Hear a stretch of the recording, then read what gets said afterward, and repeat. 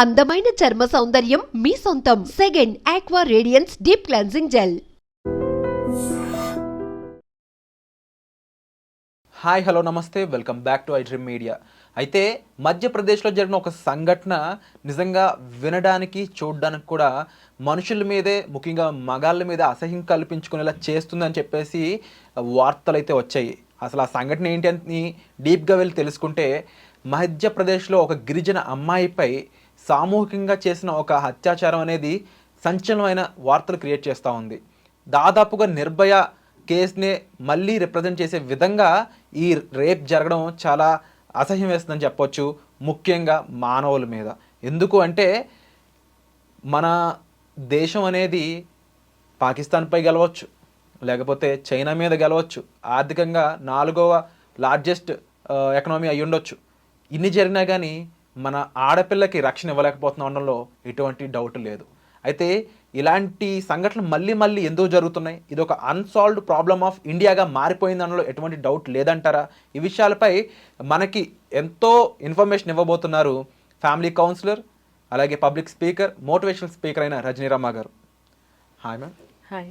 ఇలాంటి సంఘటనలు జరుగుతున్నాయంటే అది గవర్నమెంట్ ఫెయిల్ అవుతుందా, పోలీస్ వ్యవస్థ ఫెయిల్ అవుతుందా, అంటే మనుషులుగా మనమే ఫెయిల్ అయిపోతున్నామా అనిపిస్తుంది నాకు.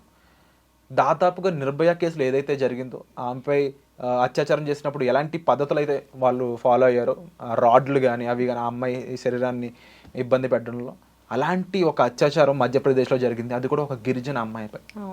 అసలు రూల్స్ అండ్ రెగ్యులేషన్స్ అనేవి లేని ప్లేస్గా మధ్యప్రదేశ్ మారిపోతుంది. అక్కడ పోలీసులు చట్టాలు ఏవి పని చేయట్లేదని చెప్పేసి అక్కడ ప్రజలు గోల పెడుతున్నారు అన్నలో ఎటువంటి డౌట్ లేదు. మీరేం చెప్తారు ఇలాంటి సమస్యలపై?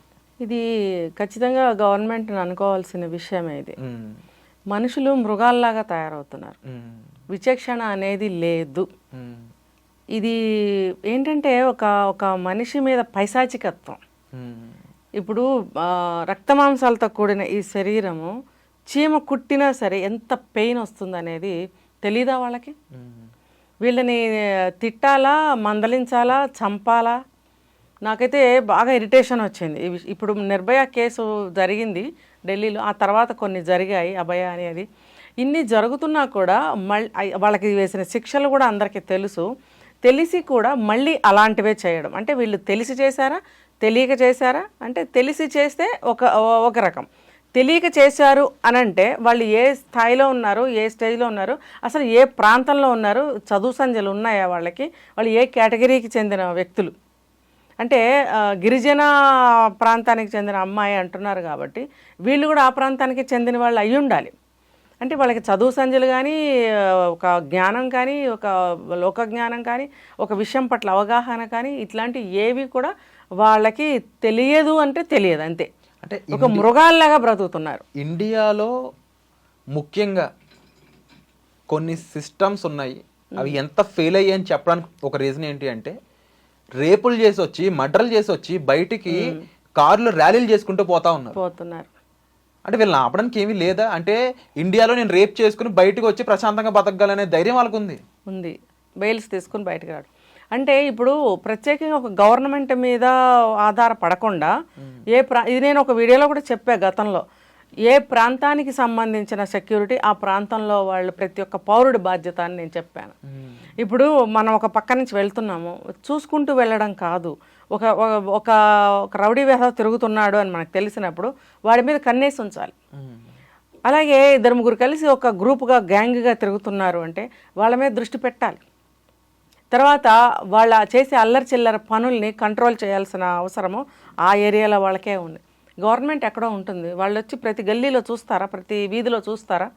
ప్రతి వీధిలో జరిగే చిల్లర వ్యవహారాలన్నీ చూస్తూ కూర్చుంటే వాళ్ళకి పెద్ద వ్యవహారాలు ఏమవుతాయి? అయితే దీనికి ఒక ప్రత్యేకమైనటువంటి నిఘా విభాగాలను కూడా పెడితే కూడా మంచిదే. మరి అంత ఎఫర్ట్ వాళ్ళు పెడతారా పబ్లిక్ మీద? వాళ్ళ వ్యాపకాలు, వాళ్ళ వ్యవహారాలు, వాళ్ళ ప్లాన్లు, వాళ్ళ ఇవన్నీ వేరుంటాయి. ఈ చిన్న వాటిల్ని వాళ్ళు పట్టించుకోరు. నేను చెప్పేది ఏంటంటే ఒక గ్రామానికి సంబంధించిన అభివృద్ధి, గ్రామానికి ఉంటారు కదా, ఇప్పుడు ఉన్నారో లేదో నాకు తెలియదు ఆ ప్రాంతంలో, ఆ గ్రామానికి సంబంధించిన పెద్దలు, ఆ గ్రామానికి సంబంధించిన యువకులు, వాళ్ళందరూ ఆ ఏరియాని వాళ్ళు పరిరక్షించుకోవాల్సిన అవసరం ఎంతైనా ఉంది. ఈ ముఖ్యంగా ఇలాంటి కేసుల్లో ఒక అన్యం పుణ్యం ఎరగని ఆడపిల్ల విషయంలో ఒక గిరిజన అమ్మాయి అలాంటి చోట చాలా కల్మషం ఏమీ లేకుండా పెద్దగా సిటీల గురించి కానీ రాజకీయాల గురించి కానీ ఆఖరికి ఇండియా పాకిస్తాన్ మధ్య ఇలాంటి వార్స్ ఉన్నాయని కానీ ఇవేమీ కూడా అంతగా తెలియని ఒక మారుమూల ప్రాంతంలో వాళ్ళని చిదిమేస్తుంటే ఇంకా ఆడపిల్లకి భవిష్యత్తు ఎక్కడుందంటారు? ముఖ్యంగా మనం ఒక దేశం మీద గెలిచేసిన ఒక ఎకనామీ పరంగా ఎదిగిపోయిన ఆడపిల్లని కాపాడుకోలేకపోతున్నాం అంటే దిగజారిపోతున్నట్టే అర్థం. మరి దీనికి ఏ గవర్నమెంట్ సమాధానం చెప్పాలి? ఏ పోలీస్ వ్యవస్థ సమాధానం చెప్పాలి? 17-18 ఏళ్ళకి వీళ్ళు రేపులు చేసుకుంటూ బయటకు వచ్చి ర్యాలీలు చేసుకుంటానంటే ఇది ఎంతమందికి ఎలాంటి ఎగ్జాంపుల్ ఇస్తుంది? వీటిని ఏ విధంగా కట్టడి చేయాలంటారు? ఇది ప్రతి రాష్ట్రంలోనూ ఉన్న క్వశ్చనే ఇది. ఇప్పుడు ఇండియా వ్యాప్తంగా చూసుకుంటే, భారతదేశ వ్యాప్తంగా ఇలాంటివి నిత్యం ప్రతి చోట ఫ్రీక్వెంట్గా జరుగుతూనే ఉన్నాయి. అంటే హత్య కానీ, ఒక రేపే కానీ, ఒక పెద్ద పెద్ద దొంగతనాలే కానీ ఇవి జరుగుతూనే ఉన్నాయి. ఇది సమాధానం లేని ప్రశ్నగా తయారైంది. అయితే నేను చెప్పింది అదే, ఒక పోలీస్ ప్రొటెక్షన్ని ఎక్కువ చేయాలి. తర్వాత వాళ్ళకి నిఘా విభాగాలు పెట్టాల్సిన అవసరం ఉంటుంది. తర్వాత ప్రతి ఏరియాలో ఒక సీసీ కెమెరాస్ అనేది పెట్టాలి. తర్వాత మీరు చెప్పినట్టు అక్కడ గిరిజన ప్రాంతంలో అభంశుభం తెలియని అమాయక ప్రజలు అని మనం చెప్తున్నాము. నిజమే, వాళ్ళు మారుమూల ఉంటున్నారు, అంటే మన మిగతా ప్రపంచానికి దూరంగా ఉంటున్నారు. కానీ వాళ్ళు కూడా మీడియాకి దగ్గరగానే ఉన్నారు. ఎవరైతే ఈ రేపుకి పాల్పడ్డారో వీళ్ళకి ఏమీ తెలియదంటారా? వీళ్ళు క్రూయల్స్ అనమాట.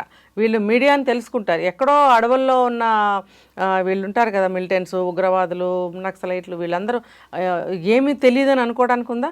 వాళ్ళు బాహ్య ప్రపంచంలో విషయాలన్నిటినీ మీడియాని అన్నీ వాళ్ళు తెలుసుకుంటున్నారు కదా. కొత్త కొత్త టెక్నాలజీని వాళ్ళు తెలుసుకుంటున్నారు కదా.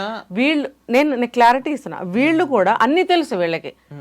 అంటే అమ్మాయిలు అని నేను చెప్పను, ఎవరైతే ఈ అబ్బాయిలు ఉన్నారో వీళ్ళకి అన్నీ తెలుసు, అన్నీ తెలుసుకుంటున్నారు. ప్రతి ఒక్కరి చేతిలో ఈ మొబైల్, సెల్ ఫోన్ ఉండనే ఉంటుంది. దాంట్లో వాళ్ళకి తెలియని న్యూస్ లేదు.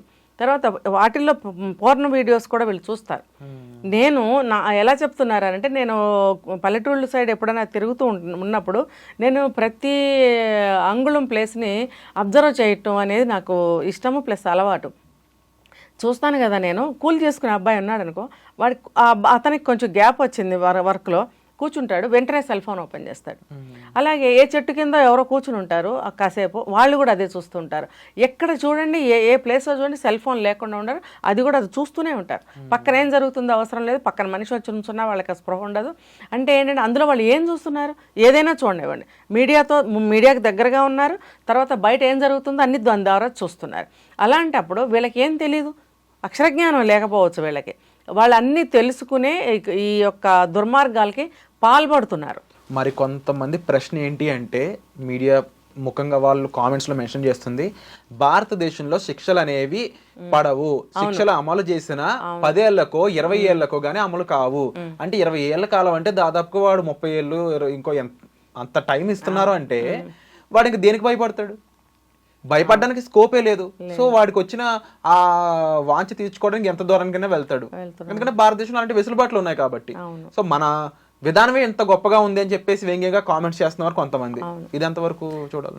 ఇప్పుడు ఏ సంఘటన తీసుకున్నా వాళ్ళు దొంగతనం, దోచుకున్నారు, వెళ్ళిపోవట్లా, చంపేస్తున్నారు. రేప్ చేస్తున్నారు, వెళ్ళిపోవట్లా, చంపేస్తున్నారు. అలాగే ఎవరైనా ఒక మనిషి అడ్డం వస్తే చంపేస్తున్నారు. అంటే చంపుకుంటూ పోవడము, కొద్ది రోజులు అయిన తర్వాత బెయిల్ మీద రావడము, ఇదొక ఆటగా తయారైంది. మీరు చెప్పినట్టు గవర్నమెంట్ వీళ్ళకి కఠినమైన శిక్షలు వేయాలి. అంటే మన చట్టాలు, గవర్నమెంట్ కాదు, ఆ చట్టాలు ఆ రకంగా నేను మార్చాలి అని చెప్పలేను, మార్చండి అని చెప్పలేను. ఏం చేయాలనేది గవర్నమెంట్కి తెలుసు. కాబట్టి ఎప్పుడో మనం రాసుకున్న రాజ్యాంగం అది ఆ రోజులకి సరిపోయింది. సరే, ఇప్పటివరకు సరిపోయింది ఒక 100 సంవత్సరాలు. మరి ఇప్పుడు అలా ఉందా? కాలమాన పరిస్థితులు ఎలా మారిపోయాయి? అన్నీ మారిపోతున్నప్పుడు మన చట్టాన్ని మార్చుకోవడంలో తప్పేముంది? ఇప్పుడు ఇలాంటి మృగాల్ని, ఇలాంటి దుర్మార్గుల్ని, ఇలాంటి నేరస్తుల్ని, ఇలాంటి దొంగల్ని, ఇంకా డాష్ వీళ్ళందరినీ వదిలేయాలా మనం? ఒక పక్కనేమో అన్యాయాన్ని తీసేయాలి, అక్రమాన్ని తీసేయాలి, చీడ పురుగుల్ని ఏరేయాలి అని లాంటి భాషణలు మనం వింటున్నాము. మరి అలాంటప్పుడు చర్యలు ఏం తీసుకుంటున్నారు? వీళ్ళని ఏరేయాలన్నప్పుడు ఏరేయాలి కదా. ఏరేయటం అని అంటే ఏంటి? వీళ్ళకి ఎటువంటి కఠిన శిక్షలు పడాలి? వీళ్ళు మళ్ళీ బ్రతికి ఉండకూడదు, ఉంటే మళ్ళీ చేస్తారు, లేదు అని అంటే వీళ్ళని చూసి ఇంకొకరు చేస్తారు. అందుకని వీళ్ళని కఠినమైన శిక్షలు వేస్తే అంటే బ్రతికే ఉంచకూడదు అనేది పబ్లిక్ అందరూ చెప్పే విషయమే, నేను చెప్పడం కాదు. వీళ్ళని ప్రాణంతో ఉంచకూడదు అని అన్నప్పుడు ప్రతి ఒక్కడికి ప్రాణం మీద తీపి ఉంటుంది. ఉన్నప్పుడు కొంతలో కొంత తగ్గుతాయి అవి. వేరే దేశాల్లో చూసారంటే నడి రోడ్డుల్లోనే వీళ్ళని చంపేస్తున్నారు. అక్కడ షూట్ చేయడం కానీ, ఉరేయడం కానీ, కాలు చేతి తీసేయడం కానీ, కన్ను తీసేయడం, ఏదైనా కానీ వీళ్ళకి అటువంటి కిరాతకమైనటువంటి కఠినమైనటువంటి శిక్షలు పడాలి. ఎందుకంటే ఒక ఆడపిల్లని అంత కిరాతకంగా మీరు ఏం చేశారు? అంతకి 100 రెట్లు కిరాతకంగా వాళ్ళని హింస పెట్టి మరీ చంపాలి. ఆ బాధ అనేది వాళ్ళకి తెలియజేయాలనడంలో ఎటువంటి డౌటే లేదు. ప్రతి ఒక్క పౌరుడు ఎవరైతే ఈ అంశంపై వాళ్ళ గలం ఎత్తుతున్నారో, వాళ్ళ వాయిస్ వినిపిస్తున్నారో వాళ్ళందరికీ ఇదే చేయాలని ఆకాంక్ష కనిపిస్తూ ఉంది. బట్ ఇది చాలామందికి ఒక గుణపాఠం అవ్వాలి ఈ కేసు అనేది. ముఖ్యంగా ఇలాంటిది చెయ్యాలి అంటే భయం రావాలి. ఎందుకంటే మార్పు అనేది ఇంకా ఎవరిలోనే రావడానికి స్కోపే లేదు. వాళ్ళు మృగాలుగా మారుతున్న ఆ టైంలో భయం ఒక్కటే వాళ్ళని ఆపగలదు అనేది అయితే చాలా మంది చెప్తారు. కలిగించాలి. ఈరోజు మీరు ఇచ్చిన ఆన్సర్ కూడా అదే. కాబట్టి ఇంకా ఈ విషయం చాలా మంది స్పందించాల్సిన విషయంగా చెప్పొచ్చండి. తప్పకుండా దీనిపై మీ వాయిస్ వినిపించండి. ఈ కేసుని మీరు అబ్జర్వ్ చేసినట్లయితే, దీని మీద మీరు న్యూస్ చదివినట్లయితే చలించిపోతారన్నలో ఎటువంటి డౌటే లేదు. బట్ ఇలాంటివి పదే పదే జరుగుతున్నాయంటే చాలా బాధగా అనిపిస్తుంది. సో భయం ఒక్కటే దీనికి ఆన్సర్ అనేది చాలా మంది చెప్తా ఉన్నారు. మీ ఆన్సర్ ఏంటో కామెంట్ సెక్షన్లో మెన్షన్ చేయండి. ఇంకొక విషయం ఏంటంటే ఇలా మనకి వీళ్ళకి శిక్షలు పడకుండా బయట ఇలా తిరుగుతున్నారు కాబట్టి ఎవరికైనా ఇటువంటి ఆపద కలిగినప్పుడు వాళ్ళే చట్టాన్ని చేతిలోకి తీసుకుని హత్యలు చేయడం అనేది చేస్తున్నారు. అంటే దేశంలో నేరస్తుల్ని ఇంకా ఇంకా పెంచుతున్నారు. ఇలాంటి నేరస్తులు కొంతమంది అయితే వాళ్ళ తీర్పు వాళ్ళే నిర్ణయించుకోవడం కోసం చంపేవాళ్ళు కొంతమంది. అంటే వాళ్ళు కూడా నేరస్తులుగానే అయినట్టే కదా. తర్వాత వాళ్ళని అరెస్ట్ చేస్తారు, జైల్లో కూర్చోబెడతారు. ఇటు నుంచి వీళ్ళు, అటు నుంచి వాళ్ళు. నేరస్తుల సంఖ్య పెరిగిపోతుంది అని అంటే ఎవరు పెంచుతున్నారు ఈ నేరస్తుల్ని? వ్యవస్థ కదా. కాబట్టి ఆ వ్యవస్థ అనేది మార్పు రావాలి, చట్టాలు అనేవి మారాలి. ఇలాంటి నేరస్తులు ఎప్పుడైతే నేరం చేస్తారో ఎంక్వైరీలు ఇవన్నీ నామినల్ చేయాలి. చేయకపోతే మరి ఒక తప్పు చేయని వాళ్ళు ఇరుక్కోవచ్చు కదా.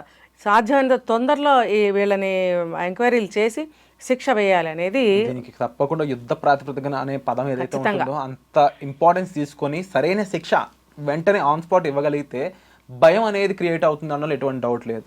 సో ఇలాంటి ఒక అనాలిసిస్ మాకు ఇచ్చినందుకు థ్యాంక్ యూ సో మచ్.